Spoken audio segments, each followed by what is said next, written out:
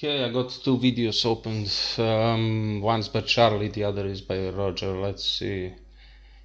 Let's go with Charlie first. This one by Roger is I don't know. We'll see. I watched this one. This one I don't really remember. It's like his first expression, his first impressions about after going to cinema about the Odyssey. Okay, I watched this movie twice, and okay, my review would be like really short. I don't like to make like long reviews and videos. Like only like I'm giving the movie 2 out of 10 like straight away. But the best part of the movie was Matt Damon, the final scene, and that's it. Like the ending of the movie for me. It was good, but it only gets 2 points for that. It's 2 out of 10. I'm not giving any more to this movie. Like on a scale of 0 to 10, I'm giving it a 2. Yeah, all right. So let's go with Charlie's review. By the way, I just want to disclaim that I'm maybe a bit based, like I call that having a character. If you're not based, like reviewing something unbased, like what kind of a review that is anyway? Yeah. So everything is my subjective opinion, and I'm not politically driven by any means. So spare me that nonsense. Okay. Here we go. Let's go with the Odyssey review by Charlie. Just got back from the Odyssey. The question, is it any good? The answer, yeah. Well, no. I mean, yeah, for me, only the ending. Yeah. So, and it's like not even 20% of the movie, maybe like 10% of the movie. But I'm still giving it 2 out of 10 because, Matt Damon, he acted really well. So I'd say it's very good. I don't think it's a how can he say it's very good? This movie. Now let's listen to him. Let's see what he has to. masterpiece. I don't think it's Nolan's best film, but it was significantly better than I was expecting, that's for sure. And to pick apart the layers of that onion real quick, I was pretty vocal about how Nolan is one of my favorite directors, but this... Okay, so yeah, he's based about it. Look, I don't idolize people. I know some of his movies are really good. Memento is an awesome movie. But every movie is a movie for itself, This one was looking like a bit of a miss for me because all the trailers seemed to focus on just the heavy-hitting names. Look at this A-lister, and I bet you didn't expect, look at this A-lister, and wait a minute, we're going to subvert your expectations. We got another A-lister over here, and then you thought we didn't have more A-listers up our sleeves? Yes, we do, more A-listers. So, like... Yeah, but what does it matter? Like, it's a movie. Like, he's already talking about, like, you can have the cast doesn't really matter. It's how they act is what matters. The trailers to me felt like it was really relying on just star power, which made me feel like it would just be kind of flat and hollow. I don't like when things just rely on the big draw, the big names for it. I would always like more meat on the bones than that. And I'm happy to report after seeing it, it does not use them as like a crutch to carry a boring or uninspired movie. And I don't know. Like, literally, without Matt Damon, this movie is 0 out of 10. But with Matt Damon and his acting, it's 2 out of 10. So, I don't know. I guess everybody has a different opinion. And many of those large names don't play a big role in the film at all. They were given, like... And he keeps going on about this. Like, I'm gonna skip. And Zendaya, skip. Yeah, it's not interesting. What is he saying? And then he continues to talk about every single actor, man. Like, what the fuck, man? Are you watching a movie or are you watching actors? I'm done. I don't want to waste my time. Like, listen, Charlie, next time you go watch a movie, are you watching the actors or the movie, man? Like, come on, man. And he's making it like insanely long. Like he didn't even talk about the movie or story in the like. Why would you start talking? Like the first thing he says is there are so many great actors, but these great actors are not like carrying the movie. And then he continues to talk on about every single actor. I'm done. I'm done. Let's listen to Roger. Maybe I already watched this. This is interesting, but yeah, I think I want to comment on this more than I want to comment on Charlie's take. Okay, let's go. I promised 2 people I would see Nolan's Odyssey with them, so I just got back from seeing it my second time. Yeah, I also did the same thing. Like I promised someone else to watch the movie, so we went. I watched the movie twice, and my opinion didn't change. Okay. I think we've been bamboozled. I think I figured out Nolan's Odyssey. Have you seen the movie The Prestige? I have seen the movie The Prestige, and it's for me not such a great movie. Like it's cool, but it's lacking. It's lacking. I don't know. It's like I know what he's going to say is like the whole movie is like a trick in a trick. You know, the whole movie is a trick itself, and the movie is about magic tricks. But still, I don't know. That movie is kind of lacking for me. How to say this is like when you are a director and you make a movie and by accident you create something that people like a lot, you know.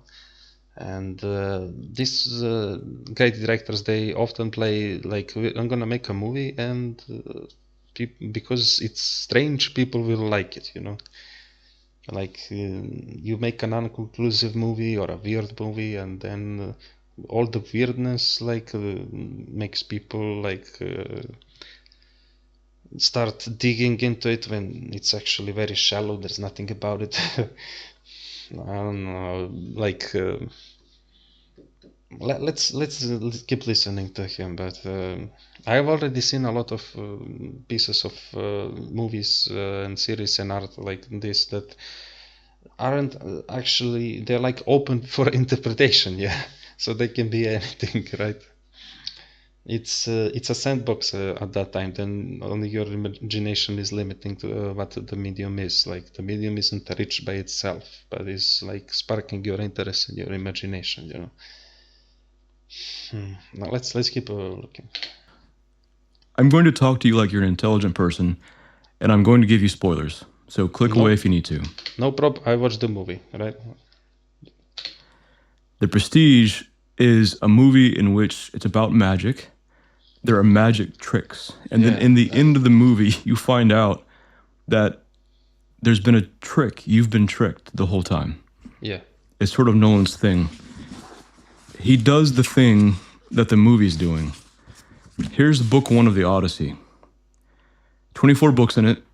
This is Lattimore's translation. Tell me, Muse, of the man of many ways. The Greek word is polytropos, something like that. Yeah. Poly, many, multiple, tropos, ways, turns, many turns. He's a man of many turns. Or many trips. Odysseus is a man who takes many turns in his journey geographically, but he's a man of many turns in his mind. I kept wondering, why is Nolan making these strange choices? He's an intelligent man. Is this Nolan in the decline? Is he declining?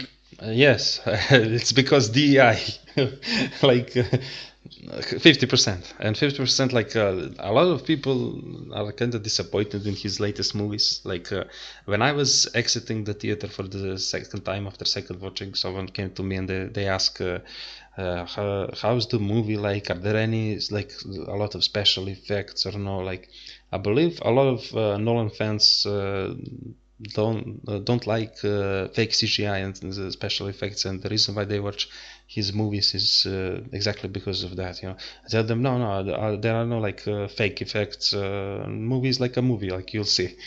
I don't know. I wanna like tell people, like discourage them from watching the movie like it's bad or something, but the movie quite you know, it has its good points, like the ending and the performance of Matt Damon, it kind of carries the whole movie. Like, but it's only like, it's just that. It's 2 out of 10 from me. The movie is not rich. It doesn't have anything like noteworthy, you know.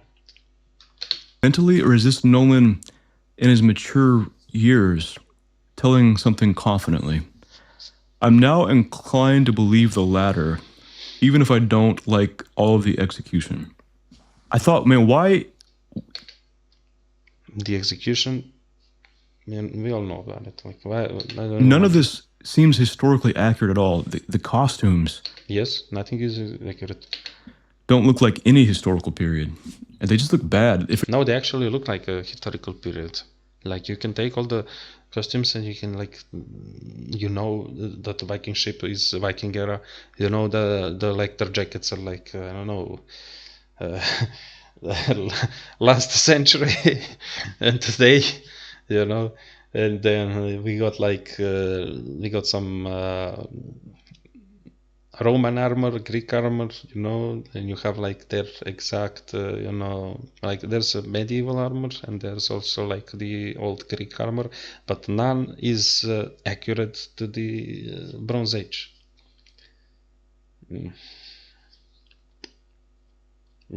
So that's a false argument right there. Well, let's go on. Anything they look like modern America. I'm not surprised about this because it's the easiest thing to depict is your own, like, and nobody's doing this. Like, how many movies are there that are about today's world problems in the present? So why would you take the Odyssey? I know what he's going to say. And then through the Odyssey you display today's world problems instead of the problems of the world that were back then. That's just weird.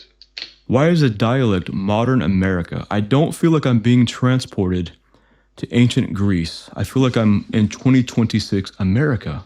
Well, in that way, then the movie is political, right? I mean, prove me wrong. Why? The arbitrary diversity. Is he just chasing Oscars? I started to get frustrated. I believe that he is chasing Oscars. 100%. Like, 100% he is chasing the Oscar. Maybe he's doing that, but I think there's something else going on. Not maybe. 100% he's chasing the Oscar.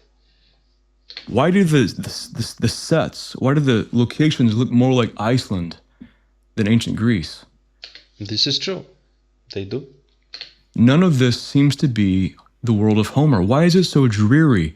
Homer's book is full of life and humor and wit and joy and color and flavor. Why is this movie so dreary? It's dark. Yeah, it's way too dark because, I don't know, the message there, it's wrong. Like, why is the movie dreary? Really? Well, guess what? If they made the movie authentic, it would have been more authentic, right? But this is his own thing. Like this, the whole Odyssey movie is his own thing. It's not. I don't know. It's like a fiction of a fiction. Yeah, you have this 3,000-year-old fiction, and then you have a fiction of that fiction. Yeah. But then it shouldn't be called the Odyssey. It should be called something else. Because people are gonna confuse fiction of a fiction with the fiction of a historic era with, as we have discovered, some accurate historical locations, and like how to make a comparison here. Let's say you're making a movie about I don't know, about certain historical period. Let's because he's not mentioning America. Let's say again American Civil War or something, or the colonization of America or something, and then you make it as it's present day.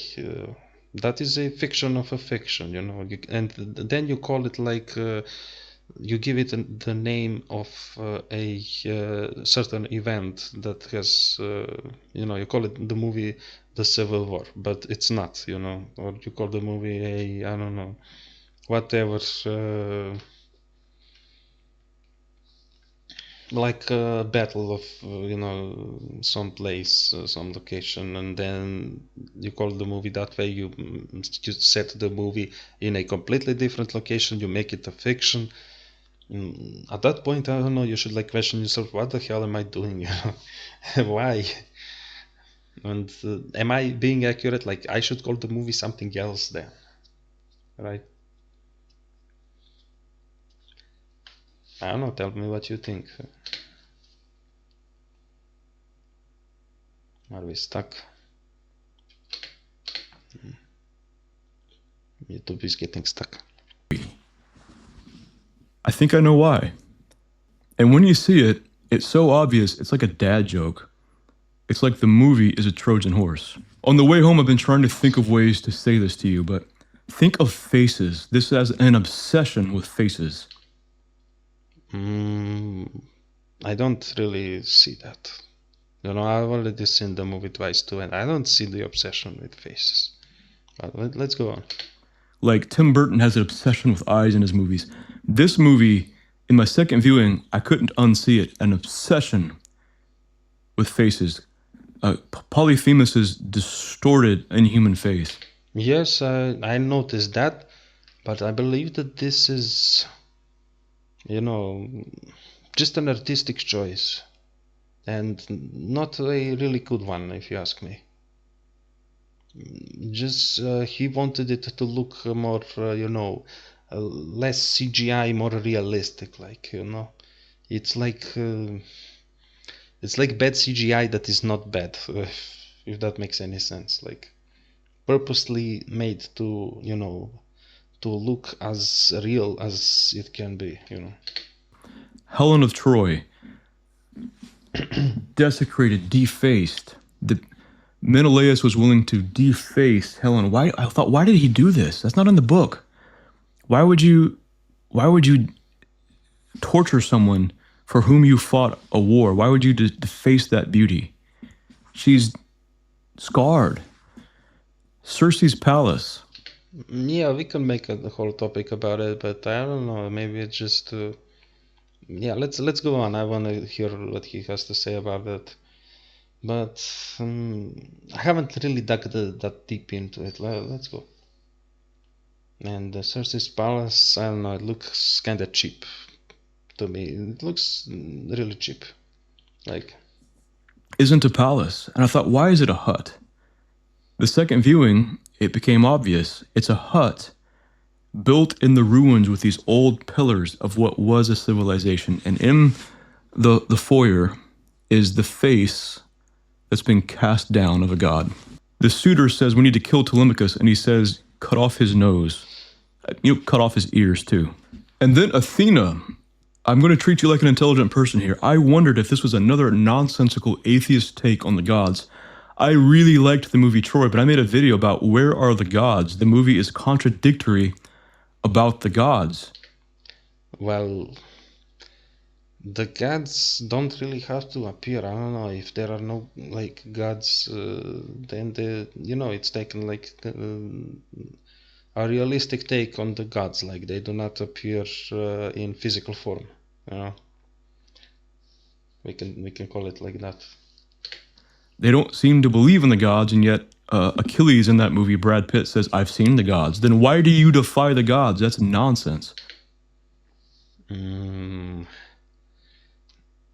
It's metaphorical. I've seen the gods means he understands the ways of the gods. Like, he doesn't need to doesn't mean like physically saw them. Like, they are intelligent enough to realize that. I hope. Anyway, if you believed in the gods, you wouldn't defy them because of the consequences for you, your family, dishonor on you, dishonor on your cow, dishonor on your whole family. Was this movie doing the same thing? And if so, it's so unoriginal, it doesn't seem like Nolan. I don't think that's what it's saying. Okay, so? This isn't a Feuerbach-ian. Feuerbach was an old dead guy who If you've heard atheists say you believe in a sky daddy, your God is an imaginary figure in the sky, in the clouds, your little sky daddy. That's the stupid person's version of Feuerbach, who thought that essentially God is wish fulfillment. This is Freud, this is Feuerbach. Guilt about, ancient wrongdoings, the murdering of the father, and we project these wishes or these guilts onto the heavens, and we invent this father figure in the sky. Is Nolan doing that with Athena? Why is Athena in Odysseus' head? In the book, she's certainly not. She's a real entity. Okay. And then you see this twist at the end. Athena, as he sees her, is Zendaya. Why? The goddesses, the statues of Athena don't look like Zendaya. He sees Zendaya. Why? Because... Yeah, she was a priestess that was murdered. The priestess of Athena was beheaded, and he sees her as Athena. Here's the rub. It's so simple, and it's all throughout the movie. When Zendaya was beheaded is the moment that Athena was beheaded. When the human was beheaded, the god was beheaded. When we lost the god, we lost humanity. When you lose the one, you lose the other. Civilization in this movie is literally burning. It's portrayed as burning. 10 years of rage outleashed on Troy, 10 years of rage in one night. And then when Agamemnon gets home, 10 years of rage from Clytemnestra, his wife, unleashed upon him in one night. The movie says more than once, at least twice, all that is sacred, the sacred bonds between humans are lost. It has to be restored. Because if you lose humanity, you lose God, and vice versa. I wondered... Yeah, but it still doesn't make it historically accurate to the original poem and any better of a movie than it is. I'm noticing these same things too as I watch the movie and all the metaphorical things, but it still doesn't, it's not rich, It's very surface level. I'm not that impressed by this. Nolan, why did you do this to Calypso? That is not Calypso. The symbolism is deep in this movie, but in Homer, the women represented something different. They're powerful figures who represent temptation for Odysseus, this powerful feminine energy. And these women are opportunities for him to enjoy a life away from his wife, away from Penelope. Yeah, that's like in the original poem. Yeah. Calypso forces him to stay. Circe seduces him, wants him to stay. Nausicaa, the princess, offers him a life in a happy kingdom with a young wife and the approval of the king. And Calypso says, if you knew what awaited you, you wouldn't leave me. You would stay here. How is this going to end? These are the sirens. That's just temptation to the flesh. Even the sirens are different in this. And I think I know why. Circe is not a young, attractive woman that wants to seduce Odysseus. I wonder why they didn't cast something like that in the movie. I just want to say I wonder why, but okay, let's go on with his take. Yeah. I wondered if this was just straight feminism, but I'm no longer convinced that it is. Really? Really? There's a book about Circe, I believe, that is a feminist telling that she had been raped before, tragically, and she was waiting for that to happen again. That is sort of implied in the movie, but it's believable. But the difference is she doesn't represent temptation for Odysseus to live a different life with a different woman away from his home. She represents something else. And she's only there to to criticize him about his ways, that he should change. That's what she is in the movie. So simple. I was in the theater taking notes in cursive in the dark. So Calypso says, Odysseus says, I don't want to know the truth. The sirens psychoanalyze him, which I thought was stupid, but now I get it. Calypso says, give yourself to the storm. Give yourself to Poseidon, a leap of faith you never yet made. That's the only way home. Throughout the movie, Odysseus doesn't accept the gods.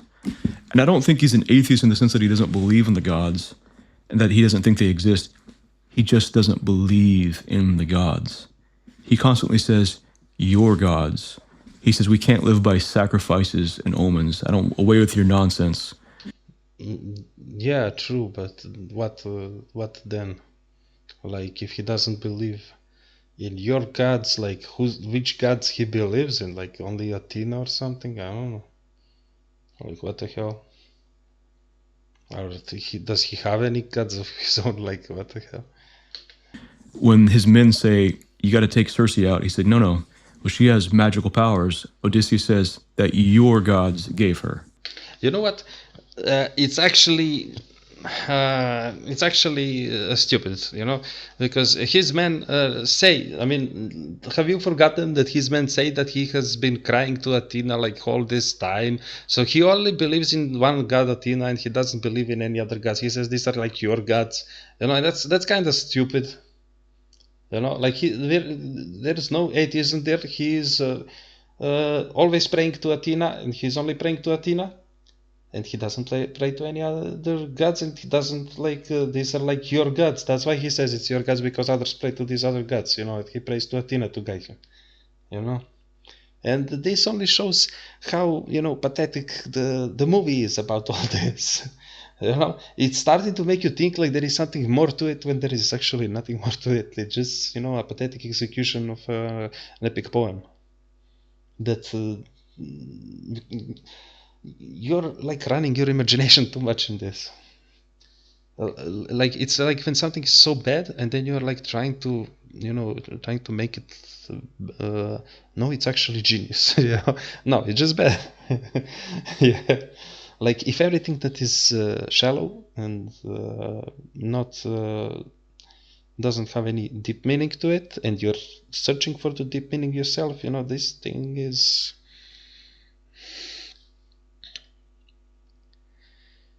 It is what it is. It's not I don't know. It is, you know, it is trying to make you think.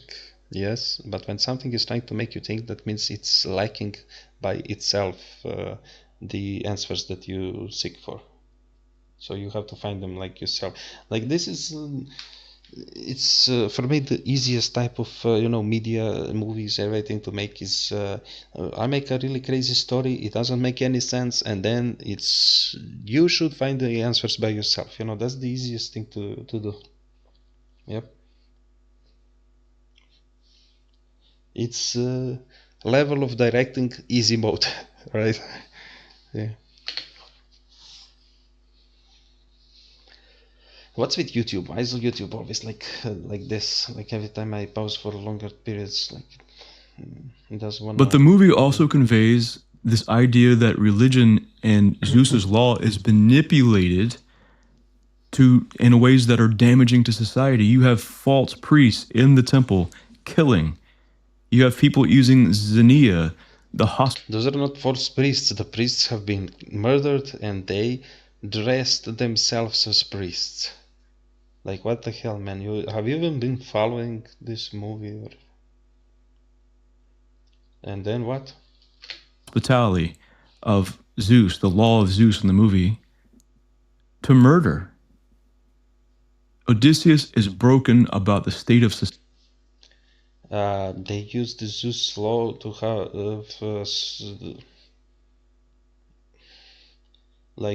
hospitality, but they like twist it in their own way, and then it comes back to hunt them down, because that's not the actual way of the Zeus law, you know. So they are they're not using the Zeus law, they're disrespecting the Zeus law. He's got it wrong. Like, why is he even saying? Society. Roger, you need to watch the movie again and take notes again. Take them really good this time, what happens and what occurs, you know. and his participation in it, and he's skeptical of all of it. I was bothered the fact that he sees the war fought not over Helen, but as a guise for Agamemnon's power. Well, neither of these is true. The actual poem is actually it's not about just power. It's about fairness. What happens is that the Troy has become way too rich and way too powerful, and is blackmailing whole of Greece, you know, and then whole of Greece turns against Troy. That's the actual, you know, what really happened. But no, in this movie, as you say, they say that it's actually the Greeks are like the bad guys, and they are like they have convinced everyone that the Trojans are the bad guys, like the Troy is the bad. It's, you know, it's actually the other way around in reality. In reality, the Troy were the bad guys. They blackmailed Greece. They abused their power as much as they can, and the Greece attacked them because of that. So it's twisted. It's the other way around. So it's not about Agamemnon's power, it's actually about fairness. You know, the Greeks were fair, the Trojans weren't fair. I think in antiquity it was fought for Helen. Call me what you want, that's what I think. And I thought, why? Wait, you think that in antiquity it was fought for Helen? What? I think in antiquity it was fought for Helen. Well, if realistically, if you think that like Helen wasn't real, I don't know if a lot of people realize this, but Helen wasn't real. Like what Helen represented is what the Trojans stole from the Greeks. Like they were not fair, and that's why the Greeks attacked them, right? They stole their food, they stole their gold. Like they blackmailed them so much to let go of those ships, bring the food to the Greeks from the north. So yeah, it's just a geopolitical warfare, you know. It's normal. It's if you are like abusing your power way too much, everyone's gonna turn against you, and that's what happened to Troy. So I don't know, maybe you should like reanalyze everything again. But in this movie, in the Christopher Nolan's Odyssey, it's made the other way around. It's like the Trojans were, you know, they were right for abusing their power. Like it's not even explained that way. It's just said that the Greeks were greedy and they wanted more, and that's why they attacked. Meanwhile, in reality, Trojans were greedy and they wanted more, and that's why they were attacked. Yeah. Like, if you don't believe me, research. Do your own research. Call me what you want, that's what I think. And I thought, I am calling you someone who needs to do more research on this. Like, really, go and do more research. why does he think it's just a guise for power? He's just another modernist. No, because he twisted the story right there. It's historically inaccurate, and also inaccurate to the poem, which the poem depicts historical events that occurred. So it's inaccurately inaccurate to the point of, you know, me giving it a 0 out of 10, you know. But I'm just, I don't know, I feel sympathetic towards Matt Damon, and his acting was really good. So, and there are some good points in the movie that he brings. So I give it 2 out of 10, you know. I'm a bit soft, but yeah. But still, I find that other people who are not as soft as me giving this more points than it deserves. Like, I'm like, you know. Well, let's just keep watching. Let's see what he has to say. That's how Odysseus, this cynical, skeptical man, saw it. Because it was that way for Agamemnon in this movie. Telemachus sees anyone who's caught. Yeah, but why is it that way in this movie when that was not real? Like, okay, like, I don't want to go in circles, but let's move on. Let's see if he has something greater than this, you know. Kind or well-natured, and he says, you have Athena's eyes, you have the goddess's eyes. He tells that to his father, disguised as a beggar, and he says, Don't look for gods in men. And it's not until the climax of the film that he...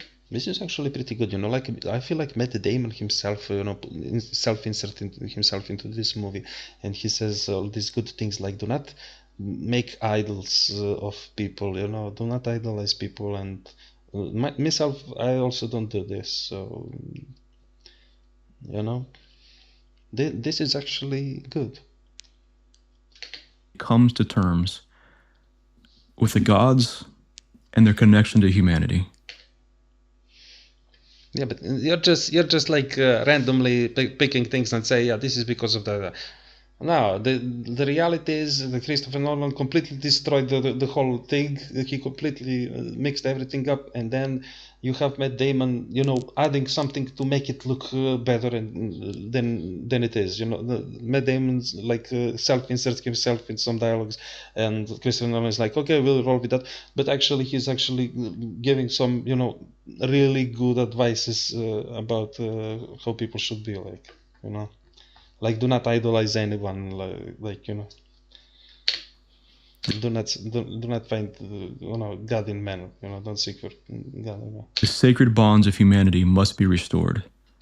And he... Yeah, again, because he wants to like not doesn't want this movie to be a failure, right? Again, I believe Matt Damon self-inserted himself here. Like, this wasn't really that much for scripting. He sees the face of God in the face of humans, what Christians used to call the imago Dei, or the image of God in us. Circe says, you're breaking Xenia. She tells Odysseus this. You're breaking Zeus's law. You brought a dagger into my home. And he says, you've got a keen eye given to me by the gods. At the end of the movie, Antinous, the suitor, brings a dagger into Penelope's home. Society is collapsing in Troy. It's burned to the ground in Troy, but the social rot is also in Greece, in Ithaca. Like, what's...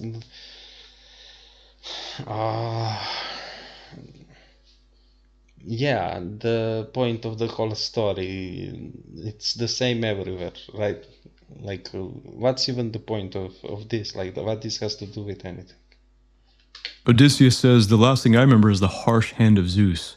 He almost has a Ivan Dostoevsky type view, atheist view of the gods, as though he thinks they might exist, but he doesn't care for it. He doesn't care for them. They're unjust to him. He wasn't concerned that he'd offended Poseidon. His men were concerned that he'd offended Poseidon. It's not till the end of the movie he comes to terms with this. I wondered if the gods were absent from this movie. No, they're everywhere. The signs are all around him. The son of Poseidon, Circe's magic, the gods are everywhere. Poseidon lets them off the island, the Helios' island, just to be lured to the sea to face wrath. I think Odysseus is aware of this. And then in the faces of everyone around him, the image of God. In the end of the movie, when he's exercising wrath, all the wrath upon these ridiculous thugs, these malformed, unvirtuous sluggards, it's in a red room. The only other time I saw red really like this was when the one moment of the wine dark sea, when Zeus's wrath raged upon Odysseus's men.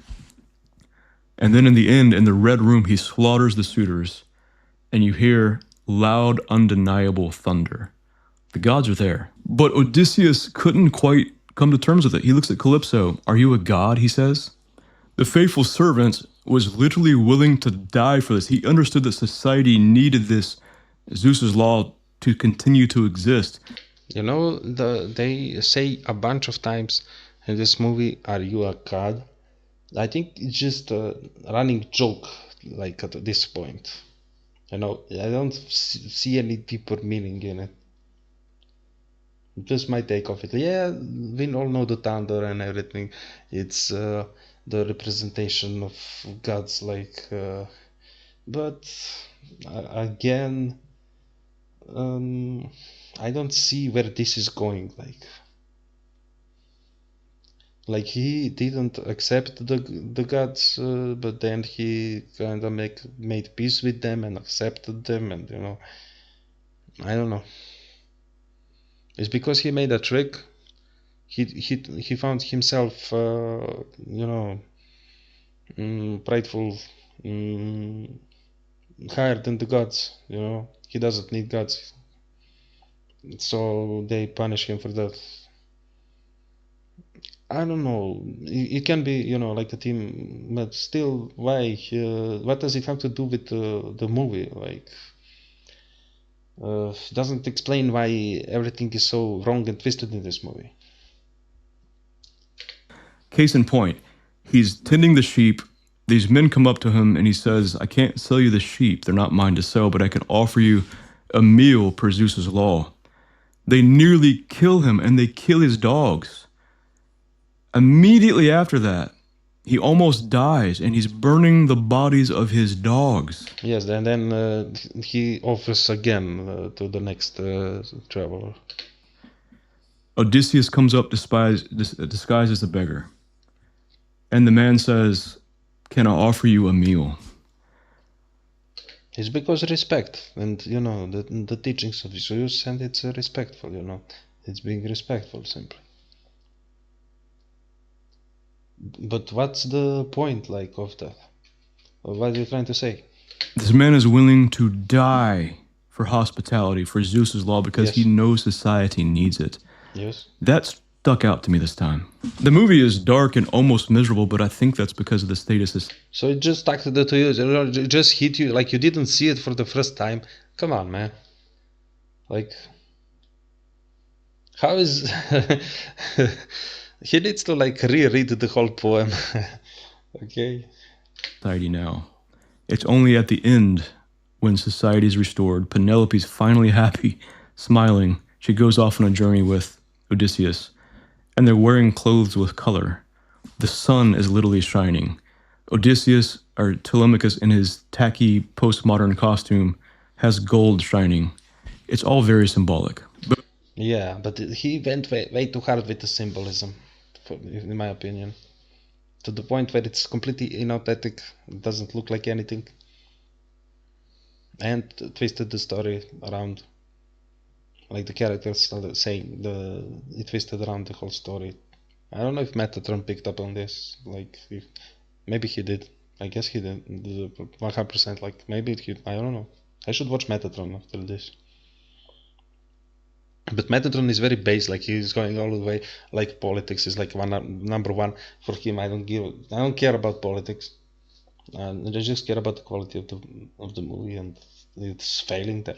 It's not a high quality movie for me.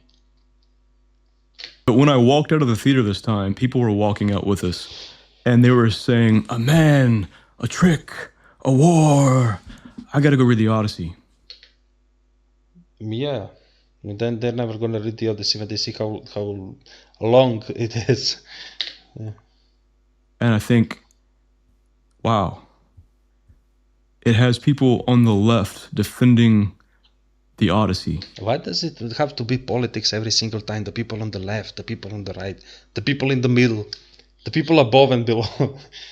Like, I feel like the politics has seeped way too much into people's lives. Like every YouTube video I'm watching, everybody's talking about the politics, either left side, right side, or something. Come on, you're like too much into this.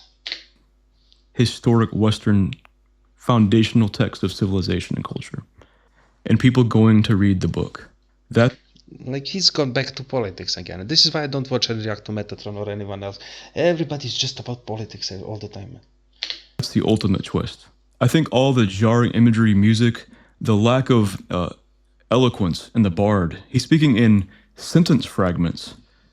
Yeah, that's great. But when you look at him, he's very inauthentic in his appearance. Like, they could have like painted him blue and make him like a genie, or something at that point, Impressionist imagery, a war, a man, a trick. Because we don't speak like that now. We don't read like that now. The way that this movie is for me right now is they could have all been wearing marine uniforms and automatic rifles and been driving in boats and tanks and shit, and it would have been all the same. Like there would have been no difference, you know. Same movies, like, everything would be the same. Like I wouldn't notice any difference. We live in post-modernity. And Odysseus' Nostos, his coming home, Post-modernity. Yeah. his homecoming, Do I really need to like research what post-modernity is right now? Or, yes, we do, like, but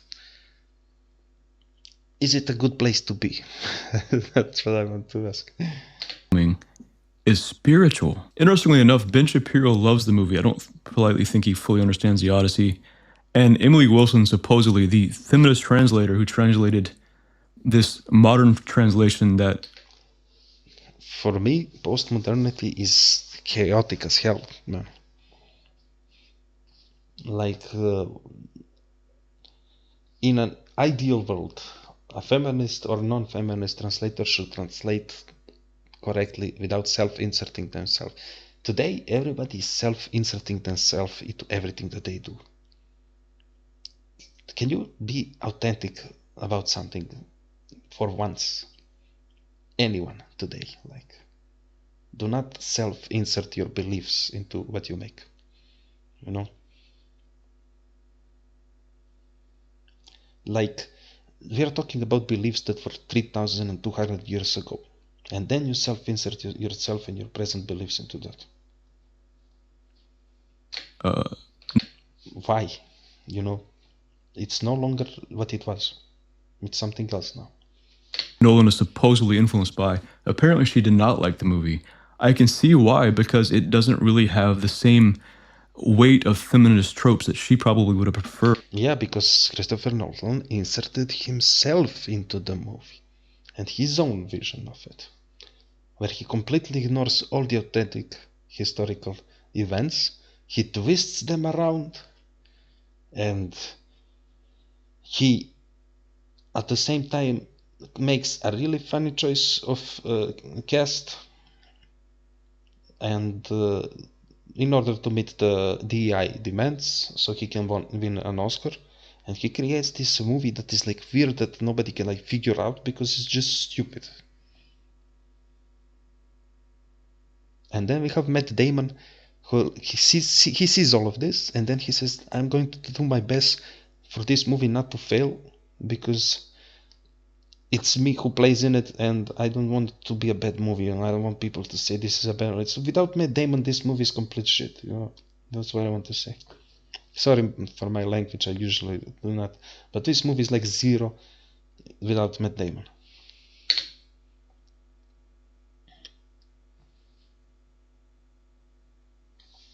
YouTube lagging again. It's using feminist language to say something else. And I think she picked up on that. It's interesting to me. It's not set in ancient Greece. It's jarring. It's in modern dialect with no Greeks. The arbitrary diversity with no Greeks is offensive to some Greek people. Why? Understandably so. And I see why people are just sick of being beat over the head with using diversity as a political bludgeoning tool rather than authentic diversity. But why politics at all? Why? This is a story that is 3,200 years ago about events that occurred 3,200 years ago, depicted in a fantasy poem, so that they are more interesting. They're not just like brief, events. This and this happened, this and this happened. You know, they put in some spice in it by making it like fantasy. They went there and they fought like hard, and it's making a telling of history that is more interesting than actual history. You know. And then what we do today is we butcher it. We butcher all that effort of the original story, of the original poem. There's so much diversity on Odysseus' boat. Like, it doesn't even make sense. A Chinese guy, a Hindu guy, I think. Forgive me if I'm getting the ethnicities. How much it doesn't make sense, I'm skeptical myself. Maybe there were like like in ancient Egypt, there was some diversity. So maybe in Greece there was also diversity.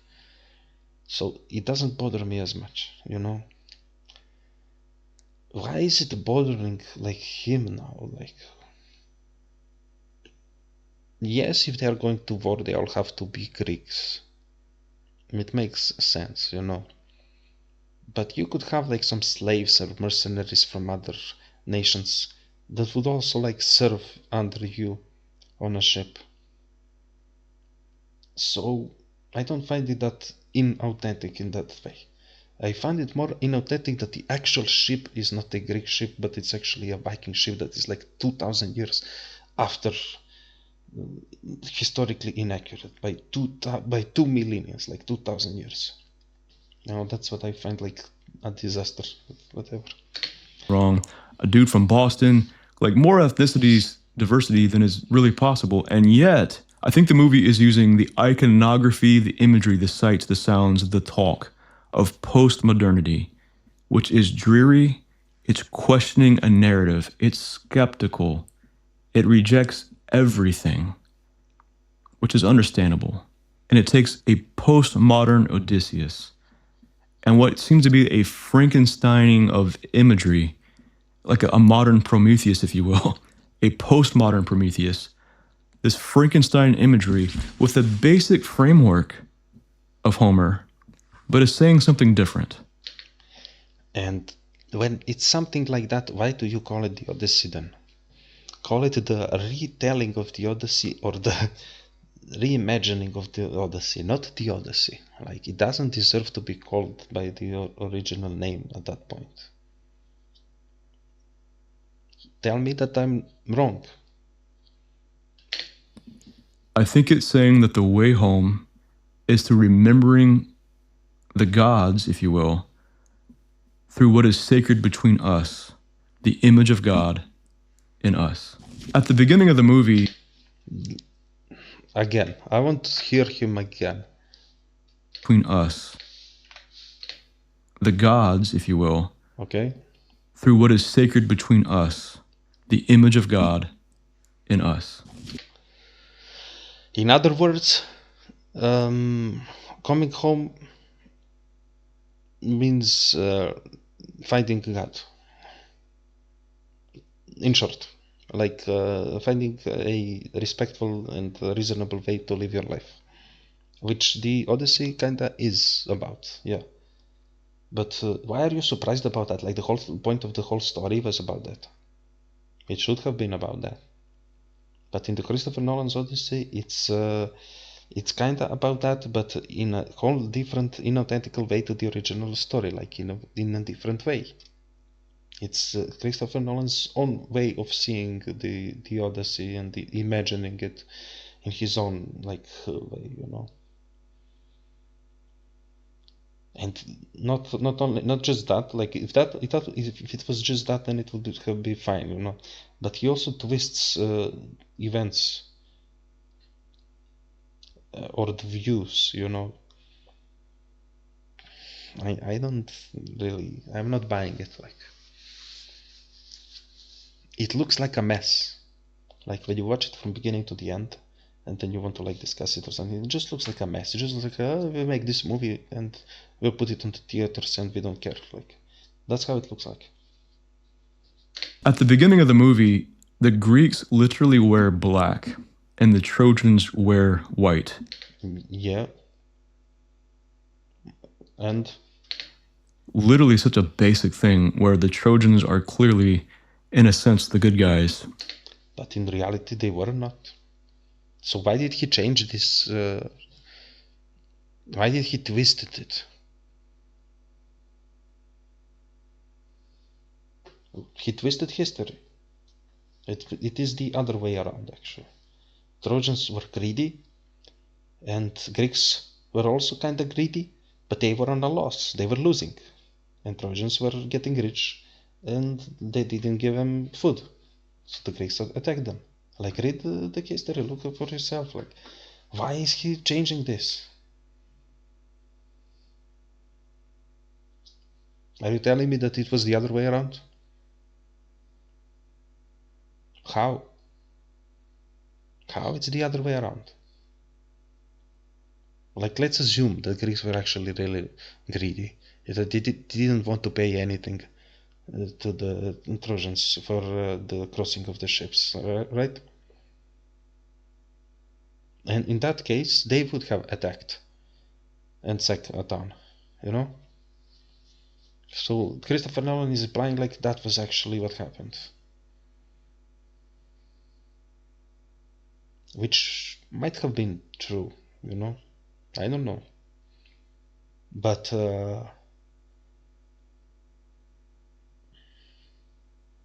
either way, these two factions were, none of them were considered the good guys. Like Trojans themselves were not the good guys if they, you know, if they, how did the Trojans get rich in the first place, you know? Because they were collecting money for the ships to pass through.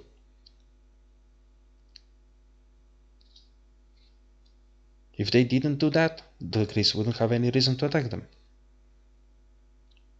I mean, it's logical. So the Trojans, they require a toll for the ships to pass. The Greeks don't want to pay the toll, they attack them. But if the Trojans never required any toll for payment, the Greeks would have never attacked them. But let's say that, like, the only thing that is unknown is if Greeks paid and then they didn't want to pay anymore, or if they felt like it was too much that they are paying, so that the Trojans are getting way too rich. Either way, that's a motive for an attack. And it's again easy mode. Christopher Nolan is going easy mode for directing this movie. The easiest way to you know is to call the guys who attack a town the bad guys, because they are the attackers and the defenders the good guys. You know, it's easy mode. He's just directing movie on an easy mode.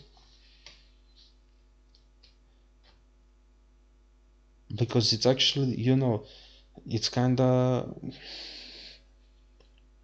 more difficult to present it in a way that for people to understand that those who attack are actually defending themselves from not being ripped off by those who are defending. Because those who are defending are not letting their ships come through and taking, you know, it's becoming complicated for the simple-minded masses to understand what the hell is actually going on. And then he's going for the most simple, stupid way to, you know, present a story. Easy mode directing. That's all there is. So there is nothing deep in this movie. The only thing that Christopher Nolan did is I'm going to make this as easy and as simple as possible for people to understand, and I'm gonna go easy mode on this. Nothing complicated, very simple, very straightforward. And he went about everything here. No complicated locations, armor, everything very, very familiar. People have already seen this, people already know this, you know. Very, how to call it, mediocre. Yeah. And it was the Greeks in this telling that had done wrong. Civilization paid for it, and the way home is through a leap of faith. Rather, again, it's only after the war that the Greeks, men of the sea, start like plundering cities around villages, and at that point they become like a menace to the whole civilized world. rather than desecrating the gods and beauty in the Because they see like, if we can sack this town, like what actually in history happened is that they decided to attack Troy because Trojans were getting like way too much rich, and they attacked the town, sack it, destroy it, steal from them. Not steal, they actually take back what was theirs in a way, but when they destroy the town and sack it, they can also take even more, you know. And then they see that as they can do that, they can keep on doing that, you know. Who is stronger? Might is right, you know. And that's like, and the whole Odyssey, the poem is about how, in order to have a civilization, you shouldn't have the ideals of might is right. You know, it should be like respectful and towards everyone. But the Trojans didn't have respect. It's always greed that destroys people and civilizations and nations and everything. It's always greed. Face of humans we can't possess, we treat them with the humanity that God created them with. Man, you're going too much into religion and politics about this. No, this is very simple logic. Like, greed is not good. Greed is bad, and that's all there is to it. And it's a very simple story, a myth, it's a simple story told in a mythological way through a poem that's like 3,200 years ago, and people are not respecting this story at all.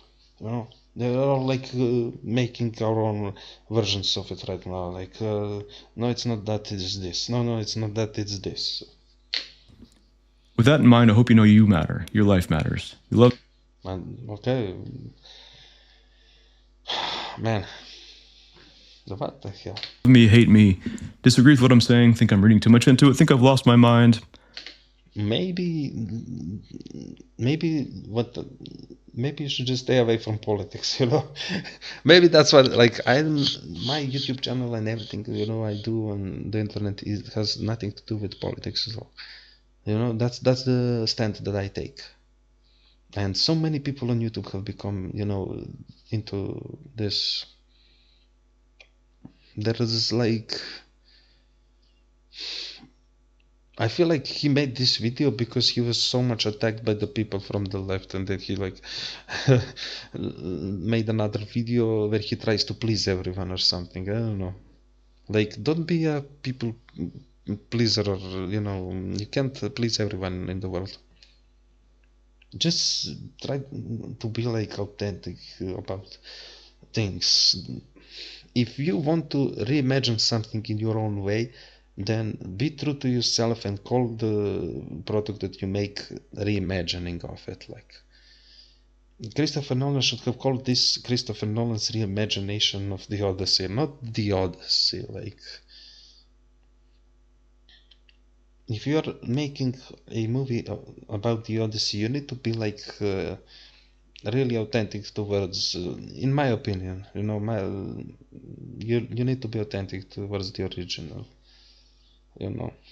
But everybody likes their own versions, and they're all self-inserting, and the world has gone way too much into this, and then they bring in politics into this. Like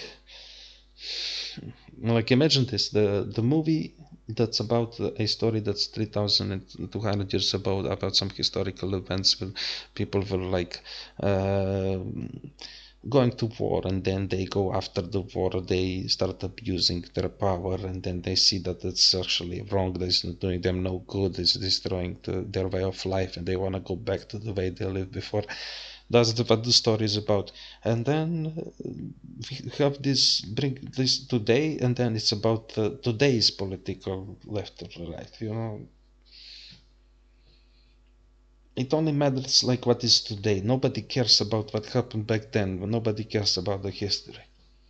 That's what is like, what I find is like history teaches us about life, and then what we do is we only care about what is today. In the present, we don't care about, you know, nobody cares about learning anything in today's world.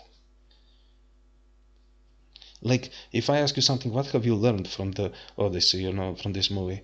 Could you tell me anything that you have learned? Like, that would be a great comment, you know. If you do, then it's worth something. If you don't, then what's the worth of it? Yeah.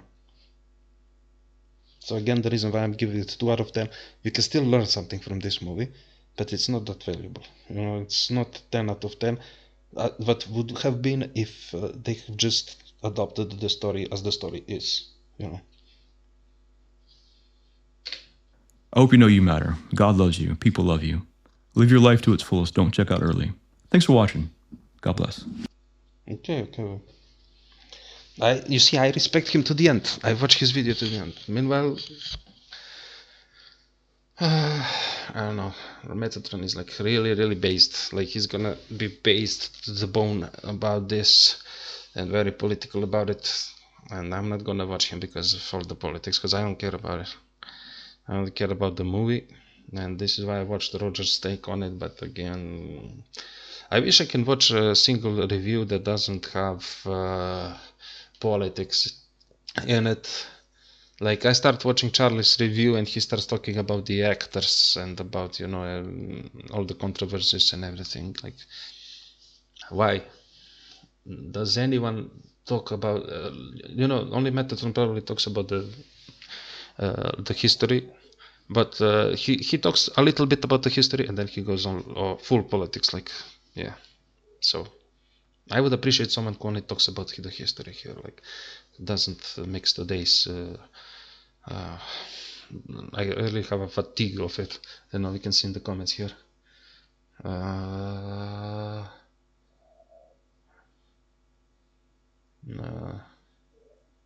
Nobody's mentioning any fatigue. Whatever. I mean, I really have a fatigue of this whole thing. Yeah, this is probably longer than I expected. Yeah, whole hour. Well, I'm gonna upload this. See what we get from this video. I don't know. I'm all for Mel Gibson making the Odyssey movie. Yeah, that's my like answer to all this. Like, just give Mel Gibson a try. Give him a chance to make an adaptation of the Odyssey. Let's see how it looks like. And then we can like compare the Christopher Nolan's Odyssey and the Mel Gibson's Odyssey. We'll see like which one do you think the better movie is? Yeah, that would be a great topic. Yeah. Okay. Leave anything you want in the comments. I always watch comments and reply to everything. So yeah, I'm signing out. I will probably I will probably stream some games maybe right now. Like I feel like streaming. I haven't been streaming for a long time. So as this movie is uploading, I will probably be online streaming. So as this video is uploading, I want to stream some games. Yeah. So if you like retro games or something, I don't know. Maybe tomorrow. Maybe I should probably do it tomorrow.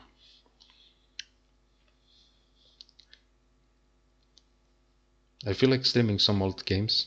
I don't find any new games interesting. So yeah, you can also comment on it if you are interested in gaming or anything. I'm more of a gamer than a movie guy. But this has really hit me because this was like mandatory in school, and the Odyssey. I live very close to Greece. It's all very near me. And then I see a movie about it from LA, and it's a complete disaster, if you ask me. I'll stop. Okay, I go check out if I'm gonna stream tomorrow or something. So see ya.